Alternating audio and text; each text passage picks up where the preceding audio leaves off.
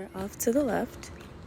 This is my humble abode. 4,000 miles from Chicago. So this is the view that I get from my kitchen window. If I ever forget where I am or how far I come, I just come to the kitchen, look out the window. Tania Thomas lives in Honolulu, Hawaii.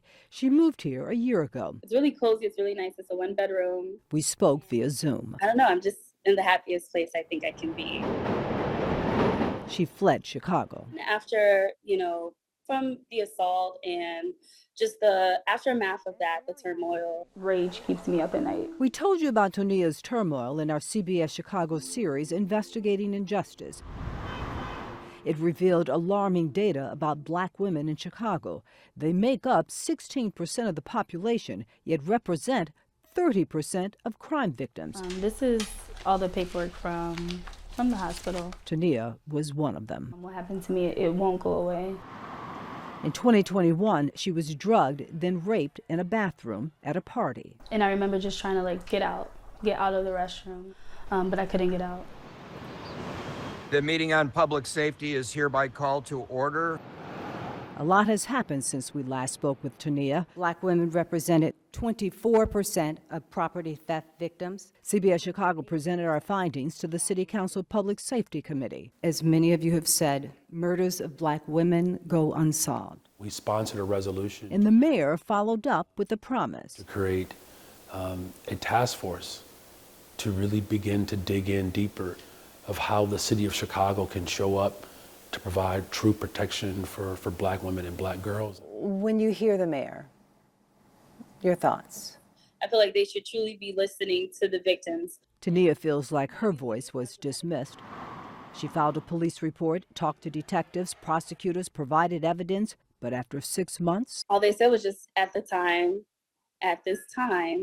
they would not be pressing charges. It was just okay, thanks for the report. Thanks for reporting this. What can we do to get past that step? That's what this task force should be looking at. Prosecutors, police, and others in law enforcement should definitely be in the task force, if you ask Tania. I feel like that task force needs to have not only the police, but social workers, people who are literally in the field doing the work. Gabby Molden-Carwell is in the field. She's a therapist at Resilience Network. She's also a victim of sexual abuse by a family member when she was just 11 years old. Yeah. For her, the task force must include educating the youth. Teaching them what good touch looks like, what bad touch looks like, what consent looks like, what secrets look like. Because secrets for us equal danger. I appreciate that the mayor has taken the plight of black women in Chicago so seriously. Geneva Brown is a former professor of criminology and now works in criminal justice reform. Her suggestion for who should be in the task force, somewhat unorthodox. Frankly, offenders, talking to people about why they commit these crimes. What is the incentive? What are the motives to make you reduce yourself to having to challenge someone for their own property? Her concern, directed to the mayor. I just hope that we don't study it to death or have an unfunded task force. Brown points to the Commission on Black Girls in Columbus, Ohio as a model task force. It's part of the city's budget, more than $300,000 to support equity for black girls.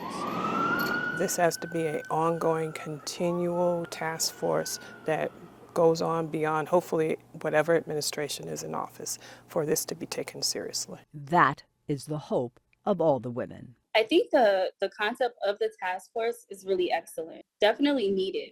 Looking at the numbers, looking at us being a minority, but being the majority of crimes, it's unfathomable. We will continue to bring you updates on the promised task force. Dorothy Tucker, CBS News Chicago, Investigators.